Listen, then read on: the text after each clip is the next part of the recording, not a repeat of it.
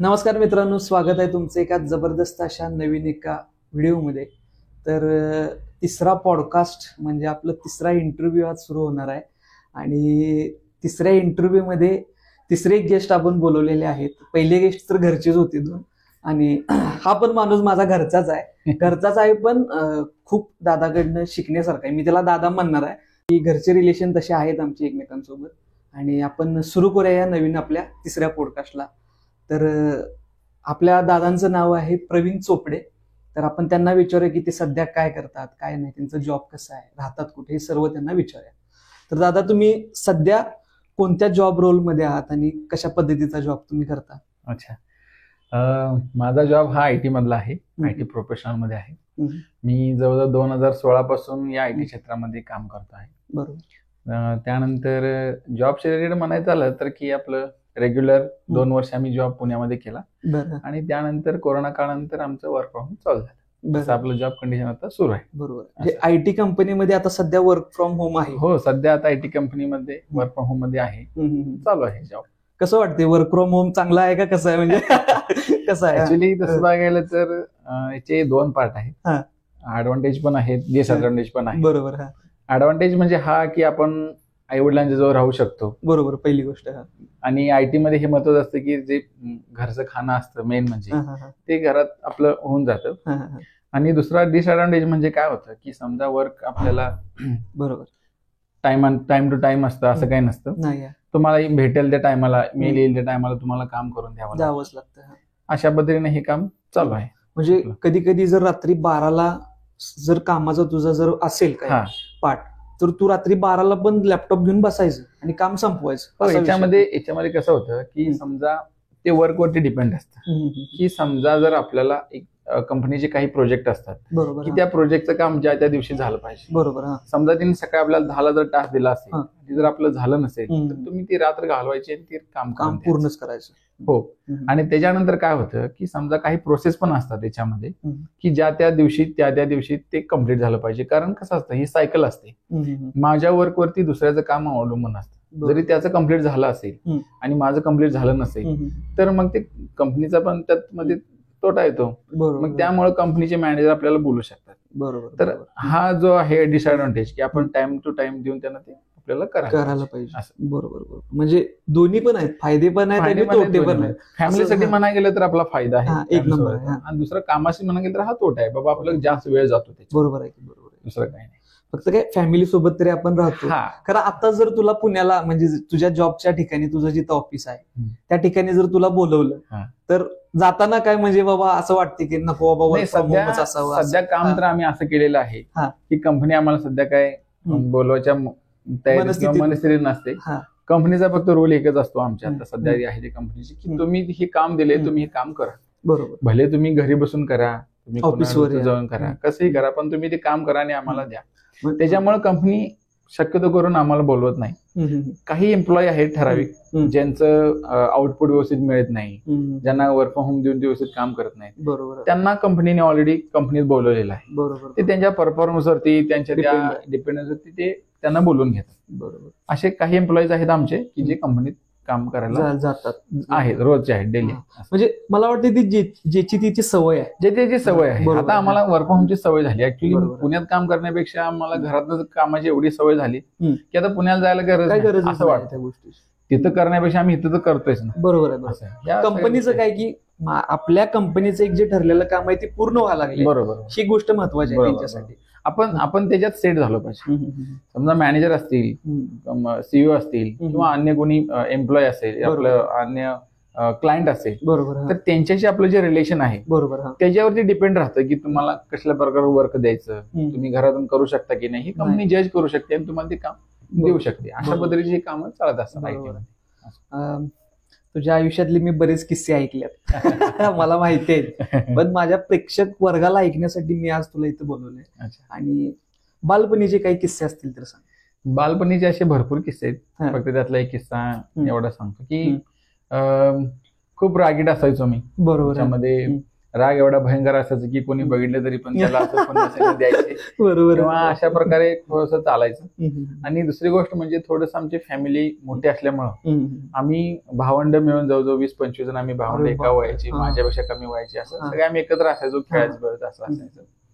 आणि सांगायचा किस्सा असा होता की आमची आजी जी असायची, म्हणजे आम्ही नेहमी ना सुट्टीमध्ये आम्ही जायचो आजीकडे, मामांच्याकडे जायचो. सो आज परीक्षा झाली की दुसऱ्या दिवशी मामा यायचे ते जायचं आणि गेले की महिना दीड महिना यायचं. त्यातला किस्सा असा सांगायचं म्हणजे आमच्या तिथं विहिरीला कायम 12 तास 24 तास कायम पाणी असतं. उन्हाळा असू दे, हिवाळा असू दे, काय असू दे, पाणी असायचं. आणि आम्हाला पोहायला त्यावेळेला नवीन असल्यामुळे आम्ही लहानपणी येत नव्हतं. आणि आमच्या चुलत मामाने काय केलं की आम्हाला पोहायला आलायच म्हणले आणि वरनं हिरीत डायरेक्ट टाकले, ना काय नाही ना काय नाही. मग त्याला थोडंसं रागीटपणे शिवाय वगैरे दिला, तुला असं कळत नाही, तुला तसं कळत नाही, काय. तर मला वाटलं आता हा मला परत उचलणार नाही शिवाय दिलेल्या. त्याने काय केलं, आणि शिवाय दिला आणि उचललं आणि बरोबर नाही मग अशा गोष्टी आमच्या चालायच्या. आणि नंतर ठराविक काळानं ते मग आम्ही त्यांचं ऐकत गेलो. आणि म्हणजे तो राग एवढ्यासाठी असायचा की हे आमच्या मनाच्या विरोधात करत. बरोबर. आणि त्यांना असं वाटायचं की ह्यांना पोहायला आलं पाहिजे. बरोबर. म्हणजे त्यांचा जो एम होता बरोबर की हे मुलांचं पोहायला शिकल्यानंतर की बाबा एक मरण त्यांचं वाचतं. बरोबर आहे की. तर ह्या दृष्टीने तिने आम्हाला ते पोहायला शिकवायचे. म्हणजे त्यांचा क्लिअर होता विषय, त्यांचा क्लिअर होता, काय पण म्हणू दे आपण त्याला पोहायला शिकवायचं. अशा काही गोष्टी आम्ही घरात गेलो. त्यानंतर तसंच क्रिकेटचं असायचं. आणि आम्ही पोहायचं सांगतो पहिल्यांदा, किस्सा संपवतो. पोहायचं आल्यानंतर ना आम्ही जवळजवळ 10-11 वाजता यायचो. संध्याकाळी दुपारी 2-3-4 वाजता राहायचो. आजी आमची काठी घेऊन यायची, घरला चला जेवायचं, परत क्रिकेटला जायचं खेळायला. संध्याकाळी 7ला वाजले की जेवायला परत आजी बोलावायला यायची, आम्ही जायच नाही, परत काठी घेऊन यायची. म्हणजे हे जे लहान बालपण जे आमचं गेलं होतं ना याच्यामध्ये, ते आजी, मामा किंवा जे आपले लागेबांधे आहेत कोणाचे कसंही असतील, तर त्यांच्याप्रमाणे जे गेलं आमचं बालपण, हे आम्ही ते कधी विसरू शकत नाही. बरोबर. आणि आम्ही जे आता त्या मामाच्या गावी गेलो तर ह्या गोष्टी ह्या न विसरण्याच्या, आमच्या ते आठवतं आम्हाला अजून पण. आणि त्या गोष्टी आठवल्या ना तर आम्हाला हसू येतं, म्हणजे की बाबा त्यावेळेला आपण मेमरी असा हसू येतं. अशा काही भरपूर अशा किस्से आहेत याच्यामध्ये. हे लहानपणीचं खूप आयुष्य आमचं अगदी व्यवस्थितपणे गेलं, निवांत झालं. बालपण आठवलं की असं वाटतं. अजून पण तुझ्यात जसं किस्से घडलं तसं माझ्या आयुष्यात पण सेम. आजी आमची, आजोबा आमची पोवायला गेलो की काठी घेऊन पाठीमाग नाही, म्हणजे आम्ही भावंड पहिल्यापासून भावकीतल्या आम्ही सगळी एकमेकांसंग धरून. आणि मी गावाकडे गेलो की सगळी पोरं एकत्र येणार, आम्ही पोवायला जाणार, लय मजा असायची. पण आता जे दादा एक प्रश्न आहे माझा ह्या बाबतीत, आता जे बालपण आहे, म्हणजे आपण जे जगलोय बालपण आहे आणि आत्ताच्या बालपणमध्ये जमीन आसमानाचा फरक जाणवतो. फरक तर खूप आहे.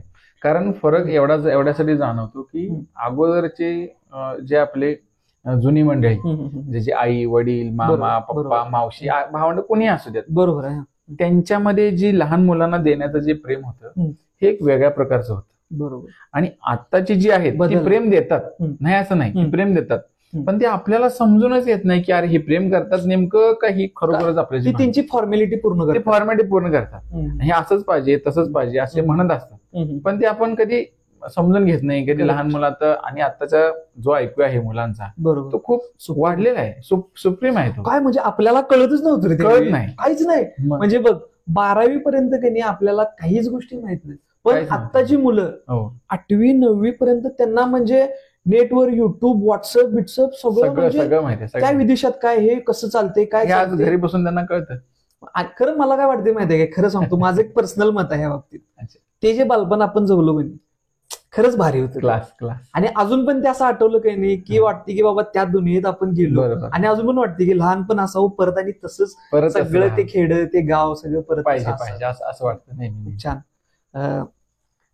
तुझ्या आयुष्यात भरपूर प्रसंग आहेत. हो. आणि एक असा प्रसंग सांग की जो आपल्या प्रेक्षक वर्गाला इन्स्पायर करणार असेल, म्हणजे असा एखादा प्रसंग तू सांग. असा प्रसंग होता तो म्हणजे साधारणतः डिप्लोमा माझं झालं त्यावेळेच आहे. सगळ्यात पहिला याची सुरुवात मी अशी करेन की मी ज्या वेळेला 10वीला होतो त्यावेळेला माझी पर्सेंटेज कमी पडली मला. तर त्याचा किस्सा तो वेगळा आहे, तो जास्त होतो त्यामुळे मी तेवढं नाही सांगत. की 10वीला मला पर्सेंटेज कमी पडली आणि मला ऍडमिशन पप्पा म्हणत होते की तू कॉमर्सला घे, कारण घरी थोडस व्यवसाय आहे वडिलांचा आणि तू पर्सेंटेज कमी असल्यामुळे कॉमर्स कर, कॉमर्स केल्यानंतर तू सगळं बाकीच्या गोष्टी सांभाळू शकशील, अकाउंट वगैरे हँडल करू शकशील. तर माझ्याकडे पर्याय नव्हता. मग आम्ही ऍडमिशन घेतलं आणि आम्ही कॉलेजला जायला सुरू केलं. बरोबर. पण आमच्या मम्मीला काय हे पटना की बाबा ही मुलं एवढी चांगली आहेत आपली, असं सगळं करतात आणि कॉमर्स शिकतात, कॉमर्स शिकून पुढे काय करणार आहेत, नाही बरोबर. तर असं करत करत एकदा अचानकपणे आमच्या घराजवळ एका कॉलेजचं आम्हाला एक बातमी कळाली की बाबा असं असं तिथं 2 जागा आहेत, तुम्ही ऍडमिशन घेता का? आणि डिप्लोमा कॉलेज होतं. बरोबर. पण आम्ही पहिल्यांदा ज्यावेळेला विचारून आलो होतो त्यावेळेला 1,00,000-1.5 लाख रुपये त्याची फी होती. तर आम्ही एवढं पैसे भरण्याची आमची कॅपॅसिटी नाही, त्यामुळे आम्ही तिथे काही गेलो नाही. पण नंतर कॉलेज चालून आल्यामुळं की त्यांनी सांगितलं की तुम्हाला डोनेशन काय भरायचं नाही, फक्त तिची काय असेल ते 25,000 फी आहे, तुम्ही तेवढी भरा आणि ऍडमिशन घ्या. पण सुदैवानं आमच्याबरोबर असं झालं की बाबा एका दिवसात ते ऍडमिशन पण झालं आणि ऍडमिशन झाल्यानंतर दुसऱ्या दिवशी आम्हाला सांगण्यात आलं की तुमची एक्झाम आहे. आता आम्हाला 10वी नंतर तरी आम्ही नुकतं 8वीला मला वाटते 7वी का 8वीला आम्ही ABCD शिकली खरं म्हणजे. आणि डिप्लोमाला ऍडमिशन घ्यायचं आणि ऍडमिशन घेतल्यावर सांगतात की उद्या पेपर आहे. बरं पेपर मला वाटलं मराठीत असेल, तर सांगितले आम्हाला की तुमचा इंग्लिश मधनं पेपर आहे. आता इंग्लिश लिहायचं काय, कसं समजणार आपल्याला इंग्लिश? मग त्यावेळेला कसं पार्टिशन होतं की 80 मार्काचं थेअरी होती आणि 20 मार्क हे तुम्हाला ओरल मध्ये होते. बरोबर. असे दोन्ही मिळून तुम्हाला 35 मार्क पाडायचे. बरोबर. आणि अशा पद्धतीने मग आम्ही ते केल्यानंतर आम्ही आलो, पहिल्या वर्षाला आलो. पहिल्या वर्षाला आल्यानंतर असं झालं की इंग्लिश जास्त नसल्यामुळे आम्ही फेल झालो. माझे 4 विषय माझे पहिल्या सेमिस्टरचे माझे फेल झाले. बरोबर. मग त्याच्यानंतर ज्यावेळेला दुसरं सेमिस्टर होतं पहिल्या वर्षाचं, त्यात पण मी फेल झालो. म्हणजे जवळजवळ म्हणजे 7, 8, 9 विषय सब्जेक्ट माझे राहिले आणि मी फेल झालो, म्हणजे मी वाईडी झालो. मग मम्मीचा परत प्रश्न आला की बाबा मुलं आपली एवढी सगळं करतात, ते हे देतात, पण यांना यश कसं काय मिळत नाही, काय माहित नाही. बरं ठीक आहे म्हणले. मग आम्ही घरात विचार करत बसलो होता घरी काय सांगायचं. बरोबर. आम्ही नापास झालो. पण त्यावेळेला आमच्या सुदैवानं आयुष्यात पण श्री माताजींनी म्हणजे असं केलं की बाबा जी मुलं वाईडी झालीत किंवा जी मुलं नापास झालीत, कॉलेजनं ना त्यांच्यासाठी अनेक स्पेशल क्लास जसं तुमचं रेग्युलर कॉलेज होत असतं, मॅथ्स, फिजिक्स, सायन्स वगैरे जे असतं, त्यासाठी त्यांनी स्पेशल वर्ग ठेवला. कारण त्यावेळेला त्यांना माहित होतं की बाबा ही मुलं होतकुरं आहेत, करू शकतात, होतकुरं आहेत, ही मुलं ह्यात येणारच आणि ही घरात बसून काय करणार आहेत, बरोबर नाही का? तर यांचं शाळा शिकू देच. आणि कॉलेज त्यावेळेला आमचं नवीन असल्यामुळं ह्याला प्राधान्य दिलं गेलं. बरोबर. पश्चिम महाराष्ट्राला पहिलंच कॉलेज असं होतं की जे नापास झालेल्या मुलांना हे यांनी बेनिफिशियल त्यांनी दिलं होतं. शरद कॉलेज ऑफ इन्स्टिट्यूट डिप्लोमाचं आहे. तर मग आम्ही परत त्या क्लासला बसायला चालू केली आणि एक सब्जेक्ट आम्ही सोडवायला चालू केली. पण ते काय झालं, हा कंटिन्यूपणा 3ऱ्या वर्षापर्यंत राहिला आणि 3ऱ्या वर्षात माझ्या जवळजवळ शेवटच्या सेमिस्टरला 11 सब्जेक्ट होते. तर त्यावेळेला पप्पा मला म्हणायचे की हे तुझं काम नाही, आता सोडून दे, तुझं हायचं तुझं काम कर आणि तुला कारखाना सांभाळायचं. मग हे मम्मीच्या डोक्यात खटकलं आणि मग तिनं काय केली, तिनं मला सांगितले की अपयश कसं पचवायचं. आईची म्हणजे जसं आपण बाळकडू ज्याला म्हणतो की लहान असताना जे कडूपणा पोचतात ना, ते आम्ही आईकडून शिकलो. बरोबर. आई आमची मला म्हणायची की काही जरी झालं तरी हे सोडायचं नाही. मग ती पहिली गोष्ट. महिला काय करायचं, आई असंच आहे म्हणली, रोज आमच्याजवळ झोपायचं. आता आमची तर खोली एकच होती, इकडे पार्टिशनला मी इकडे झोपत होतो. ती म्हणली आपल्याजवळ स्वतःजवळ झोपायचं. म्हणलं बरं ठीक आहे. मग संध्याजवळ झोपल्यानंतर ती काय करायची, बरोबर 4ला आम्हाला उठवायची. पहाटे 4ला तिचं काम चालू, म्हणजे 3:30लाच उठायची ती. 4ला उठून चूल वगैरे पेटवायची. त्यावेळेला अगोदर काय एवढं गॅस वगैरे, त्यामुळे चूल वगैरे पेटवायची, त्याच्यावर पाणी ठेवायचं आंघोळीला आणि आम्हाला येऊन उठवायची. आम्ही येऊन उठायचो, अभ्यास करायचो. जवळजवळ 4 ते 5, 5:30, 6 पर्यंत आम्ही अभ्यास करायचो. कधी 5 पर्यंत करायचो, कधी 6 पर्यंत करायचो, कधी 7 पर्यंत करायचो. आणि अभ्यास झाल्यानंतर परत आम्ही झोपी जायचो आणि परत 9ला उठायचो. असं जवळजवळ परीक्षेच्या अगोदर 1 महिनाभर आमच्याकडून आईनं कडून घेतली. त्या तिनं सांगितले की अपयश आल्यानंतर सुरुवात कशी करायची, त्यातून बाहेर कसं यायचं, कशा प्रकारचे हँडल करायचं, हे तिनं जे म्हणजे त्यात आत्मविश्वास आला, धैर्य आलं. बरोबर. नापास झालेल्या मुलांच्या बद्दल त्यांच्या मनाची शंका होती ती तिनं दूर केली आमची, किंवा आमच्या आई वडील आम्हाला काय म्हणत असतील, रडलो होतो आम्ही खूप त्यावेळेला. पण हे ज्या गोष्टी तिने केली, तटस्थ राहणे, ही वेळ आहे, ही तुझी आजची आहे, उद्याची नाही. त्यामुळे तू स्वतःला सिद्ध करण्यात वेळ घाल. त्यामुळे आम्ही ना त्यावेळेला बाकी सगळ्या गोष्टी सोडून दिल्या आणि फोकस फक्त एका गोष्टीवरती केला, फक्त अभ्यास. की फक्त अभ्यास करायचा आणि एम आहे आपला 11 सब्जेक्ट निघले पाहिजे तेवढं होतं. असं करून करून आम्ही अभ्यास करून हा पेपर दिला.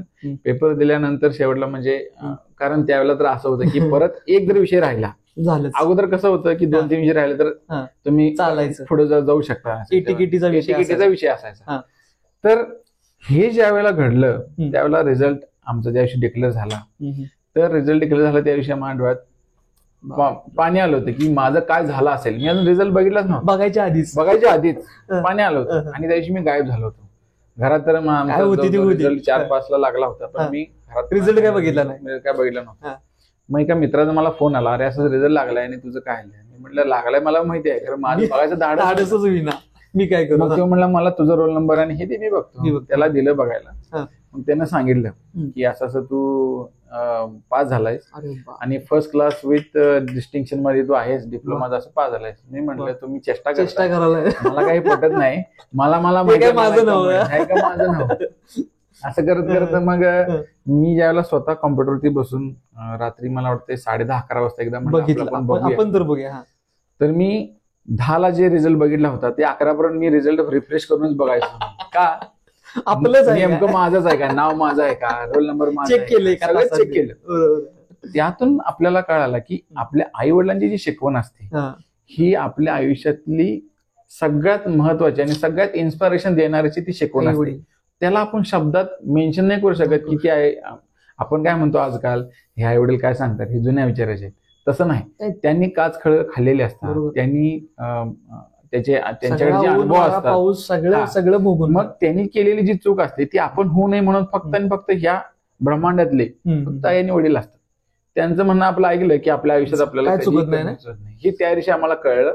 आणि लोकांना, आपल्या मित्रांना आपल्याला हेच सांगायचं की तुम्ही देखील चुकलं असेल काय हरकत नाही, पण आई वडिलांचा सल्ला घेतल्याशिवाय तुम्ही काही करू नये, असं माझं पर्सनल मत. त्यामुळे मी शिक्षणामध्ये एवढं होत गेलो. 10वीला 54% पडणारा मुलगा आज डिप्लोमाला जवळजवळ फर्स्ट क्लास मध्ये म्हणजे काय, हे इन्स्पिरेशनच्या वरची गोष्ट आहे. जबरदस्त. अशी ही कहाणी थोडीशी डिप्लोमाची सांगितली.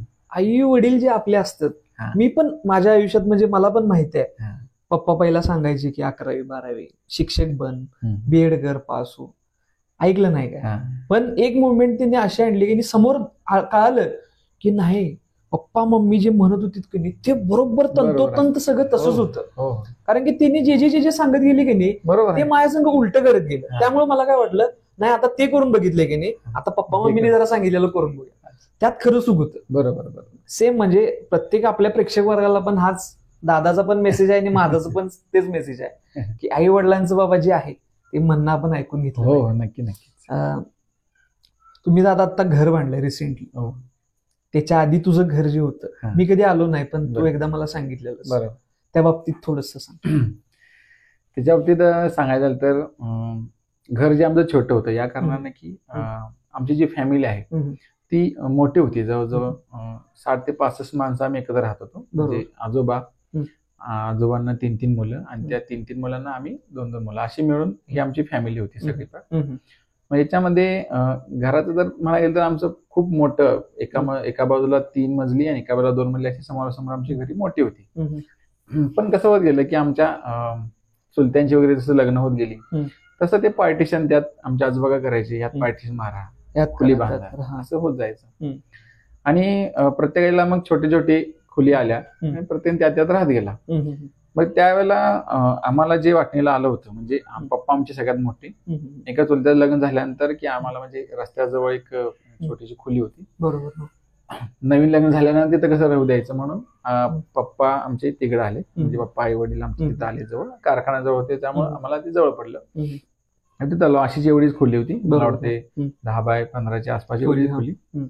आणि त्याच्यामध्ये आमचं जवळजवळ 10वी नंतरचं शिक्षण त्या खोलीतच झालं, एका खोलीमध्येच, लग्न पण त्याच खोलीत झालं. बरोबर. पण घराची अडचण आम्हाला त्यावेळेला भासू लागली ज्यावेळेला मला मुलगा झाला.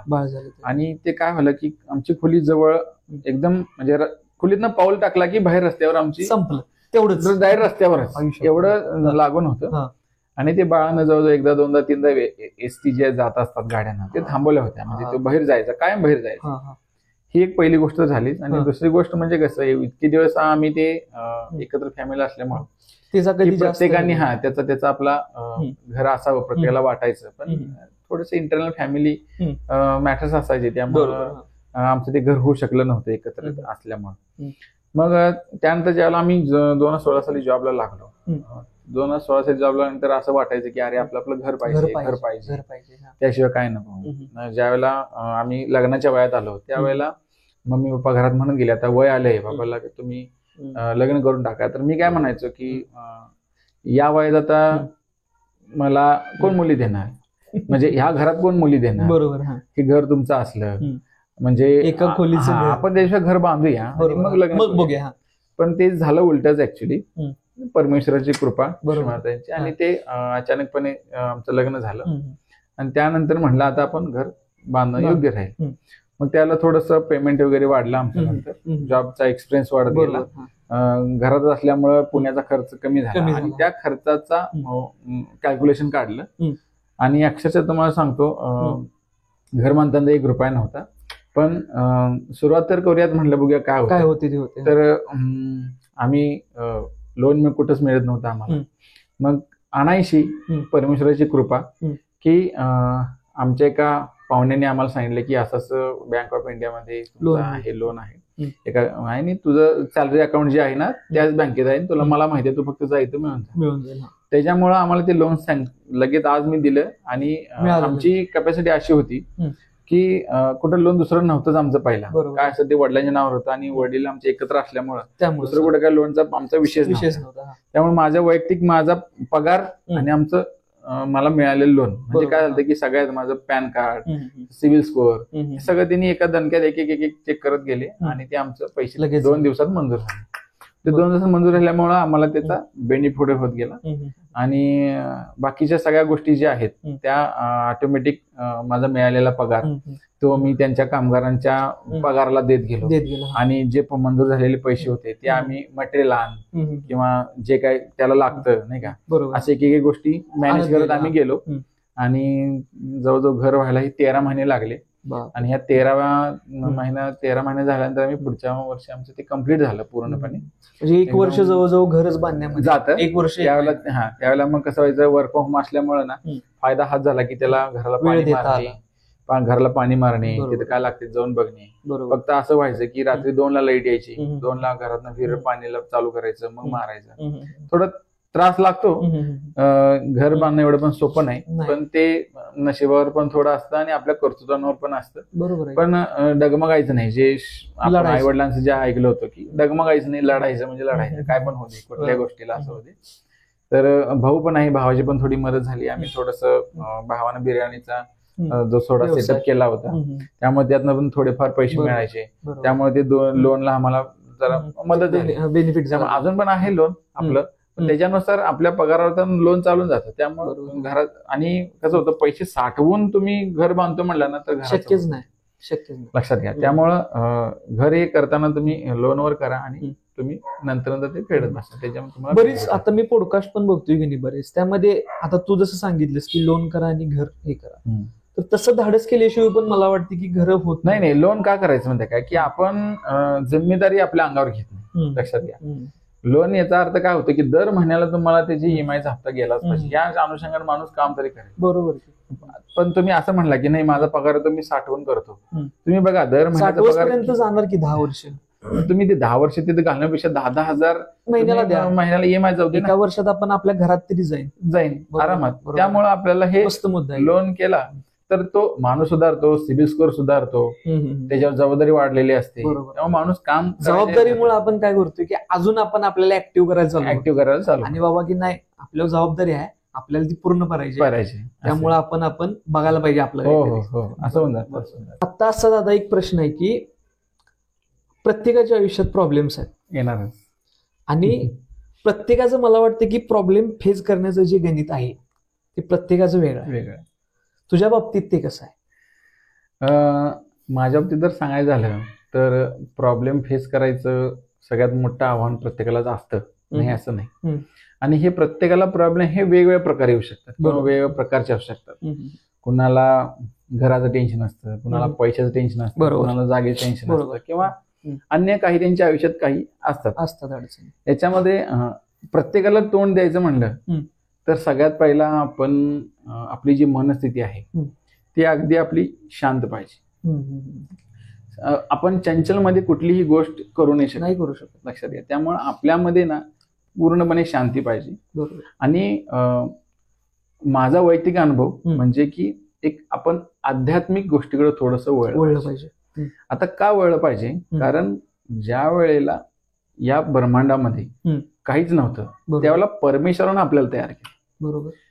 तर कशासाठी केलं, काय केलं हे तर सगळ्यांना जग जाहीर आहे, त्यांना माहितीच आहे. पण ह्या गोष्टी ज्या प्रॉब्लेम आहेत त्या आपल्याला कशाला येतात, काय येतात याच्या मागं न जाता आलेल्या प्रॉब्लेमला तोंड देणं हेच आपलं मेन कर्तव्य असतं. आता याच्यामध्ये तोंड देणं म्हणजे काय की समजा तुम्हाला एखादा घरचा रिलेटेड किंवा कशा रिलेटेड एक प्रॉब्लेम आला तर आपल्याकडे सगळ्यात मोठं म्हणजे धैर्य पाहिजे. आपण कधीही म्हणजे भीती कोणालाच वाटली नसली पाहिजे, कशा रिलेटेड असू द्या. बरोबर. तर चुकून ज्या घडलेल्या गोष्टी असतात त्याच्यामुळे काही प्रॉब्लेम येतात. आपली चूक नसताना आपल्या अंगावर काहीतरी आलेला हा सगळ्यात मोठा मला वाटतं 90% गोष्टी आहेत. बरोबर. चूक नसताना ज्यावेळेला प्रॉब्लेम आपल्या अंगावर येते ना त्यावेळेला आपण कुठल्याही प्रकारचं न घाबरता त्याला सामोरं गेलं पाहिजे. बरोबर. आता कशा पद्धतीने सामोरं जायचं की एखादी व्यक्ती असते ती आपल्याला बोलवत असते, उलट बोलत असते किंवा काहीतरी सांगत असते. आपण काय होतो त्या गोष्टीवर हायपर होतो, अरे मी केलोच नाही आणि हे माझ्यावर असं करले, तर आपण हायपर होतो आणि त्या गोष्टीला आपण डावलून टाकतो. मग त्यात तोंडाला तोंड वाढत जातं आणि भांडण किंवा काहीतरी होऊ शकतं. पण त्याच्याऐवजी जर आपण अध्यात्माकडे गोष्टीकडे वळलो आणि त्या गोष्टी जर समजून घेतल्या की हे कशा पद्धतीनं शांततेनं आपण याला तोंड देऊ शकतो. बरोबर. म्हणजे समजा त्यानं जर काही जरी बोलला असेल तर ते बोलणं पहिला त्याचं ऐकून घ्या, त्याला काय मांडायचं आहे किंवा त्यांना काय बोलायचं ते म्हणून घ्या, ऐकून घ्या. आणि त्याच्यानंतर तुम्ही तुमचे एक्सप्रेशन जे आहेत अगदी शांततेतपणे तुम्हाला जे मांडायचं त्याला तुम्ही मांडा. जवळजवळ या गोष्टीमध्ये 90% त्याचा राग असेल किंवा काय असेल तो पूर्णपणे कमी होतो. आणि अध्यात्माची आपल्याला साथ असल्यामुळं की ज्या काही गोष्टी आपल्याकडे पॉझिटिव्हिटी असतात ती त्याच्यावरती वर करतात. पण ज्या वेळेला आपण त्याला तोंड द्यायला सुरुवात करतो की त्याच्या रागाच्या त्यावेळेला ते पूर्णपणे कोलॅप्स होतं आणि त्याच्यामध्ये तुमच्यामध्ये दरी पडते आणि नंतर त्या कुठल्याही गोष्टीला आपण तो असंच बोलतो नेहमी, तो तसंच बोलतो, आपल्या आत्मविश्वास राहत नाही आपल्याला. असं वाटतं की मलाच नेहमी असं वाटतं. म्हणून आपल्या गोष्टी घेताना कायम पॉझिटिव्हिटी घेणे, आपल्या स्वतःमध्ये धाडस पण पाहिजे, निर्भयता पाहिजे आपल्याकडे.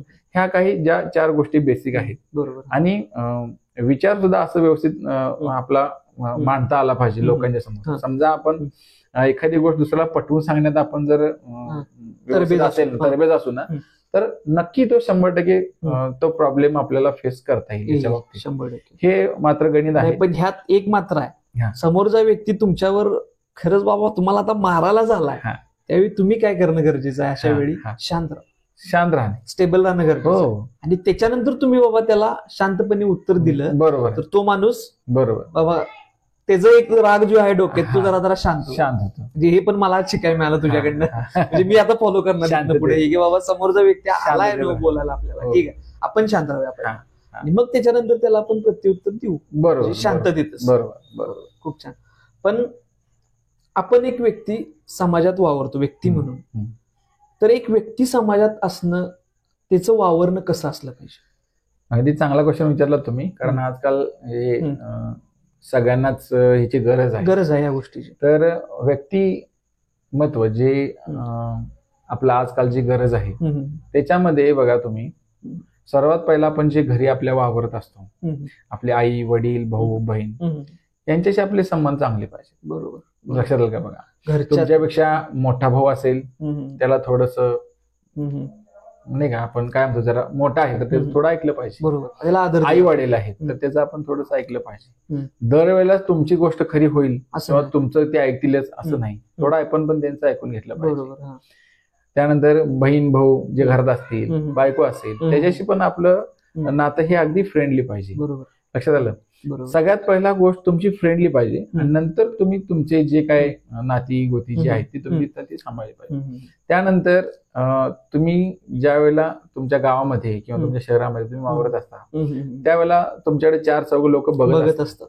तर त्यांचा बघण्याचा दृष्टिकोन हाच असतो की तुम्ही चांगलं केलं तरी तुम्हाला ते म्हणतीलच काहीतरी असं केलं म्हणून असं झालंय, आणि तुम्ही वाईट केलं तर काही विषयच नाही, काय बोलायचं काम. पण त्या गोष्टीत आपण न अडकता प्रत्येकांशी आपण चांगले प्रेमानं राहिलो तर आपला जो स्वभाव असतो तो ना लोकांच्या मध्ये तो हा बाबा प्रेमळ आहे, हा काय पण गोष्टी हँडल करू शकतो, अशा ज्या काही गोष्टी आहेत ह्या समाजासाठी आपल्याला अगदी महत्वाच्या आहेत. जसं उदाहरण द्यायचं झालं तर समजा आता गणेश उत्सव असेल, बरोबर, तर त्यावेळेला काय होतं की आपण लोकांच्याकडे बघत असतो की नाही का ही मिरवणूक चालली आहे किंवा हे चाललेलं आहे, याच्यामध्ये धांगदिंगा चाललाय किंवा अशा ज्या काही गोष्टी आहेत त्याच्यापेक्षा त्या न करता आपण पारंपरिक पद्धतीनं ज्या होत आलेल्या आहेत, बरोबर, अशा प्रकारचे बघा लोकमान्य टिळकांनी आपल्याला काय सांगितलं होतं की तुम्ही सर्वजण एकत्र येण्यासाठी हे उत्सव आहेत. बरोबर. तुम्हाला काय आता काय देव आपल्याला असं म्हणतो का तुम्ही असं करा, नाहीच.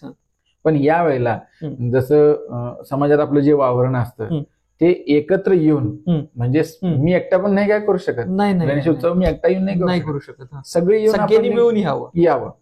सगळे मिळून कधी येतील तुमच्याकडे, जर तुम्ही प्रेमळ व्यवस्थित चांगला असाल तरच आपण ही एक संघ होऊ शकतो. आणि ज्यावेळेला एक संघ होतो त्यावेळेला कुठलीही गोष्ट असू दे आपण त्याला भेदून वर जातो किंवा त्याला पार पाडतो. तर समाजात वागणं एवढंच माझं म्हणणं आहे की कोणालाही आपण अपशब्द किंवा कोणालाही रागीट किंवा कोणाला असं न बघता अगदी शांत स्वभाव प्रेमळ तुम्ही जर राहिला, म्हणजे प्रेम ह्या दुनियामध्ये असं आहे की प्रेमाने जग जंगल म्हणतात ना तसं आपल्यामध्ये प्रेम पाहिजे. अगदी हे असं समाजात वावरलं पाहिजे, आपण एकदम प्रेमानं आनंदानं शांततेनं राहिलं पाहिजे. बरोबर आहे. हे शिकायला मिळालं तुझ्याकडनं मला. तर आता एक असा संदेश दे आपल्या संपूर्ण प्रेक्षक वर्गाला की एक अशी इन्स्पायर स्टोरी आपण आता तुझी ऐकलीस यातून, पण एक अशी पॉझिटिव्ह गोष्ट सांग की हा व्हिडिओ बघितल्यानंतर किंवा तुझा चेहरा समोर आल्यानंतर की नाही या व्यक्तीनं याच्या आयुष्यात अशी गोष्ट फेस करून पुढे गेलेली आहे, तर तुला म्हणजे कसा संदेश देता येईल आमच्या प्रेक्षकांना? अच्छा, संदेश म्हणजे याच्या मागे एकच राहील आपलं की आपण ज्या गोष्टी करत असतो त्या अगदी आपल्या स्वतःला माहित असतात की आपण काय करतोय, आपण काय नाही. तर आणि आपल्याला हे पण माहित असतं की आपण चांगल्या गोष्टी काय करतोय आणि वाईट गोष्टी करत असेल तर ते पण आपल्याला माहित असतं की आपण वाईट गोष्टी काय करतोय. पण आजकाल एक्झाम्पल जर सांगायचं झालं तर बघा तुम्ही दूधवाला जो आहे तो घरी येऊन सकाळी दूध घालतो आणि जे दारू पिणारे असतात किंवा दारू हे कुठेही असू द्या ते जाऊनच घेतात. म्हणजे काय की जी पॉझिटिव्हिटी आहे तिचा ती थोडीशी म्हणजे हळू प्रमाणात आहे आणि निगेटिव्हिटी आहे किंवा ती तुम्हाला जास्त प्रकार फोर्समध्ये आहे. त्यामुळे काय होतं की माणूस खचून जातो त्याच्यामध्ये. बरोबर. लक्षात आलं काय? तर आपण सगळ्यात महत्वाचं सांगणं माझं हे आहे की कुठल्याही गोष्टी तुम्ही खचून जायचं नाही. स्वतःला माहित असतं की मी ही गोष्ट वेगळी काहीतरी करवलंय, ही आमच्या घरातल्यांना मान्य नाही, मला मान्य नाही, पण माझ्याकडनं ही व्हायलंय. बरोबर. पण त्यावेळेला आपण त्या भुरळमध्ये न पडता किंवा त्याच्यामध्ये न करता त्यावेळेला आपण ज्याला आपण म्हणतो की आता आपण मी काय केलं पाहिजे ही आपण गोष्ट विचार केली पाहिजे. नेहमी माणूस काय करतो, एकतर माझं तसं होतं असं होतं, मला असं त्रास दिला म्हणून मी असंच करणार, असं नाही. तर अशा गोष्टी होऊन जातात. जसं आपलं आता उदाहरण आहे जग जाहीर कुठलं भारत पाकिस्तान, अरे तुम्ही आम्हाला असं केलं, तुम्ही आम्हाला असं केलं. मग हा संदेश आपल्या त्यांच्यासमोर द्यायचा नाही. पण भारतानं पण बघा की नेहमी गोष्टी ह्या शांततेत पार पडलेल्या आहेत आणि आपल्या त्या चाकोऱ्यात राहून भारताने त्या गोष्टी त्या केलेल्या आहेत. आज हे जग जाहीर आहे, लक्षात घ्या. तर अशा छोट्या छोट्या गोष्टी आहेत की ज्याच्यामध्ये आपण आपल्या मर्यादेत राहूनच त्या गोष्टी करायला पाहिजे. बरोबर. याला पर्यायच नाही. लक्षात आलं? बरोबर. ह्याला पर्यायच नाही. पण ज्या वेळेला गोष्टी काही ह्या मर्यादा सोडतात आणि त्यावेळेला त्यांना काही व्यसनं लागतात, काही हे गोष्टी असतात, तर त्यावेळेला ते मात्र मग पूर्णपणे तळाला निघून जातात. लक्षात घ्या. त्यामुळं आज समाजामध्ये पण आपण व्यवस्थित राहत असत तर नुसता देखावा करून पण उपयोग नाही. बाबा तुम्ही शर्ट पॅन्ट घातले, व्हाईट टाईट झाले, कॉलर उडवला नाही आणि संध्याकाळी जायचं हॉटेलवर पण तसला काही उपयोगाचं नाही, काही उपयोग नाही, 12 उपयोग नाही. तसं त्यामुळे आपली आतून जी वागण्याची पद्धत जी आहे तीच बदलली, ती बदलली पाहिजे. जसं आपण बदलू तसं समाज बदलायला सुरू आहे. तुम्ही समाजाला बदलायला सुरू केला ना तर समाज नाही बदलणं, स्वतः बदला. त्यामुळे ऑटोमॅटिक तुमचा समाज चांगल्या प्रकारे तयार होईल. आणि ही खरी गोष्ट म्हणजे आज रोजी आपण जे युवा पिढी आहे ह्यांच्यावर सगळ्यात महत्वाची जबाबदारी आहे की तुम्ही कसं वागलं पाहिजे. आपल्या वडिलांची पिढी आता ही जवळजवळ मला वाटते आता ते वडिलांच्या रूपात गेली, बरोबर. पण येणारी जी पिढी आहे ही भावी जी पिढी आहे युवा, असं भारतातलंच नाही पण पूर्ण जगामधली, ही ज्यावेळेला एक पिढी एक संघानं किंवा अशा पद्धतीने जे वागत जाईल, शांतपणा घेणे, भांडण करण्याचं नाही, विनाकारण कोणाला त्रास द्यायचा नाही, अशा गोष्टी ज्यावेळेला वाढत जातील, प्रामाणिकपणानं राहायचं, ह्या गोष्टी ज्यावेळेला वाढतील त्याच वेळेला आपल्याला एक ज्याला आपण मर्यादेमध्ये राहून ज्यावेळेला करू, एक तुमच्याकडे बघण्याचा दृष्टिकोन त्यावेळेला वेगळा होतो. बरोबर, लक्षात घ्या. आणि ह्या गोष्टी तुम्हाला कोणी सांगायला येणार नाही. आणि ज्या गोष्टी सांगणार आहेत आई वडील त्यांचं आपण ऐकत नाही. त्यामुळं सगळ्यात माझं म्हणणं पहिल्यापासून हेच आहे की आई वडिलांचं तुम्ही ऐका. बरोबर. त्यांच्या पायाखाली तुमची नजर पाहिजे. बरोबर. म्हणजे समजा कसं होतं की त्यांना असं सांगतो मला आजकाल की बाबा आई वडिलांना माझं पोरगं चांगलं आहे असं वाटत असतं, कायमच वाटतं. आणि जगाला बाकीच्या माहित असतं की ह्यांचं काय आहे, बरोबर. पण ज्या वेळेला जगाला माहित असतं की ह्यांचं पोरगं एक नंबर आहे म्हणजे त्यांचे संस्कार चांगले, मग त्यांचे संस्कार चांगले हे आई वडील हे जे स्वतः जरी बाद असले ना तर संस्कार हे चांगले देत असतात. पण आपण काय करतो, त्यांच्या वागण्याकडे लक्ष देतो आणि ते चांगले संस्कार त्यांना बदनाम करतो. ह्या 2-4 गोष्टी आहेत की जेणेकरून आपण समाजामध्ये पूर्णपणे संस्कारी राहिलं पाहिजे, मर्यादित राहिलं पाहिजे आणि कुणाशी भांडण तंटा न करता अगदी सुखानं आनंदानं जगलं पाहिजे आणि दुसऱ्यांना पण दिलं पाहिजे. अन्याय करून घ्यायचं नाही, अन्याय होऊ द्यायचं नाही. ह्या गोष्टी ज्या आहेत ह्या सगळ्यात महत्वाच्या. आणि सगळ्यात महत्वाची गोष्ट मी आता थोडस या गोष्टीकडे येतो की जसं मी मगाशी पण म्हटलं होतं की थोडं तुम्ही अध्यात्माकडे वळलं पाहिजे. तुम्ही कोणत्याही वयात असाल, एज मध्ये असाल, तुम्ही अध्यात्माकडे वळलं पाहिजे. तुम्ही थोडंसं ध्यानधारणा केली पाहिजे. तर याचं उदाहरण आपण देऊ शकतो म्हणजे सहजयोग. बरोबर. की सहजयोग म्हणजे आजकाल जवळजवळ 180 पेक्षा जास्त देशांमध्ये पसरलाय. तसं तुम्ही पण करताय सहयोग, आम्ही पण सहयोग करतोय, माहिती आहे. आणि आपण लोकांना पण हे फ्री मध्ये सांगतो. बरोबर. तर ज्या वेळेला आपण हा सहयोग करत जाईल ह्या सगळ्या गोष्टी या साच्यामध्ये आहेत. बरोबर. आज आम्ही ज्या या पद्धतीमध्ये वागतोय तर याचं सगळं श्रेय जे आहे ना हे सहयोगाला श्रीमाताईंना म्हणलं जातं की सहयोगाच्या ज्या निर्मात्या आहेत परमपूज्य श्री माता निर्मला देवी यांनी 5 मे 1970 साली जो सहयोग सांगितला किंवा कोणी जी विश्वाची सांगितली चढवली गेली वर, आणि हा संदेश जवळजवळ मला वाटते ज्ञानेश्वरांनी, संत ज्ञानेश्वरांनी, संत तुकारामांनी हे अगोदर फार पूर्वीच्या काळापासून ते सांगत आले आहेत. बरोबर. पण आपलं त्यांच्याकडे लक्ष नाही आहे. आणि आजकाल काय झालंय की ट्रेंड झालाय नाही का, हे काय सांगतात ते काय सांगतात. पण तसं न करता तुम्ही एखाद्या अध्यात्माकडे वळलं पाहिजे. उदाहरण घेईन मी सहयोगाचं. आणि तुम्ही सहयोगात एक हळूहळू तुम्ही ध्यान करत जाल किंवा तुमचं ध्यान होत जाईल, डीप मेडिटेशन मध्ये जाल, त्यावेळेला सगळे डिसिजन्स, सगळे ज्या क्रिया आहेत तुमच्या त्या ऑटोमॅटिक तुम्हाला ज्या लागतील, तुम्हाला ज्या उत्थानात असतील त्या होत जातात. आणि माणसानं समाजात व्यवस्थितपणे राहण्यासाठी सहयोग नक्की आणि अवश्य स्वीकारावा अशी खरंच माझी मनापासून नम्र विनंती. नक्की मी एक काम करेन. आता दादानं सगळी सहयोगाबद्दल माहिती सांगितलेलीच आहे.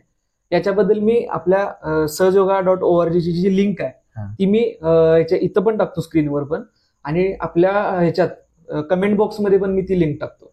त्यामुळे काय होईल, ज्यांना सहयोग करायची खरोखर इच्छा आहे, अध्यात्म काय खरोखर जाणून घ्यायचं आहे, तर त्या लिंकवर त्यांनी क्लिक करू शकतात आणि माहिती त्यांना मिळेल की ज्या आपल्या लिंक्स आहेत काय, बाबा त्यांचे सेंटर्स कुठे आहेत, कोल्हापूरमध्ये काय आहेत, तर ते आपण डिस्क्रिप्शन बॉक्समध्ये सगळी माहिती टाकतो. हे सांगण्याचं कारण एवढंच आहे की सहयोग केल्यामुळे काय फायदे होतात.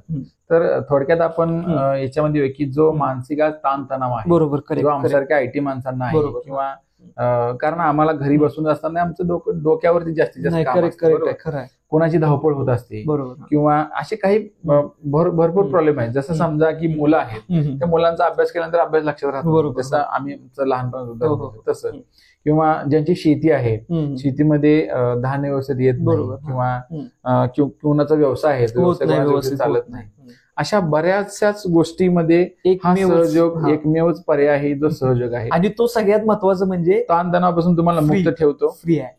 ताणतणावापासून तुम्हाला मुक्त ठेवतो. त्यानंतर तुमचं जे चाललेलं प्रपंच आहे तो करून तुम्हाला सहज करायचं. त्यामुळं काय होतं की आपल्याला कुठल्याही प्रकारचं घरदार सोडायला लागत नाही. तुम्ही एका जागी बसून सहज करू शकता. आणि ह्याचं म्हणजे एकदम सोपी पद्धत आहे. ह्याच्यामध्ये तुम्हाला फक्त 5 ते 10 मिनिटं स्वतःसाठी द्यायची. बरोबर.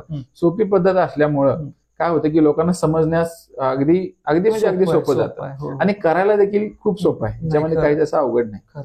आणि सगळ्यात महत्वाची गोष्ट जसं तुम्ही म्हणलात ना की हे सर्व प्रकारे विनामूल्य. लक्षात घ्या, हे दर आठवड्यातील एक सेंटर असतं, त्या सेंटरवरती येणे हे महत्वाचं आहे. जसं ते आपल्याला सांगितलं.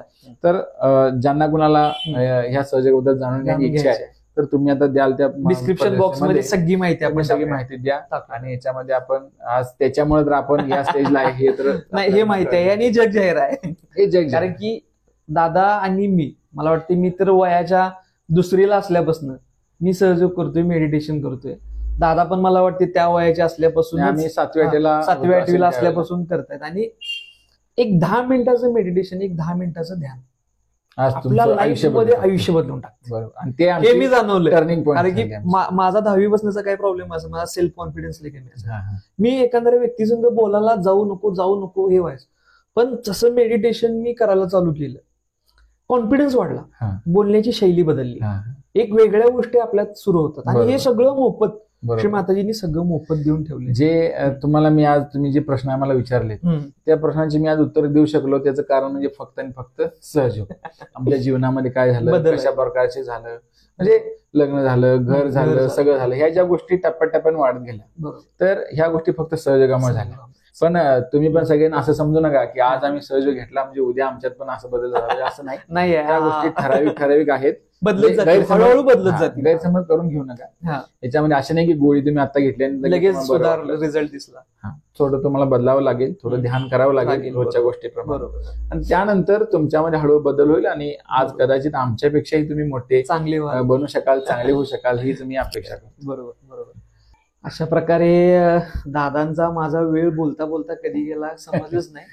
खूप दादा खरं सांगतो, खरंच मजा आली आज बोलताना. मस्त वाटलं. आणि लास्टला आपण जे सहयोगाबद्दल पण बोललो ते पण अतिशय सुंदर झालं. आणि अजून एक संदेश लास्टला व्हिडिओतून जाताना असा देईन आम्ही दोघं पण. एप्रिल मे मध्ये जवळजवळ तुम्ही बघितलं असतं सगळ्यांनी की अतिशय प्रचंड उकडत होतं. सगळ्यांना एवढं उकडत होतं.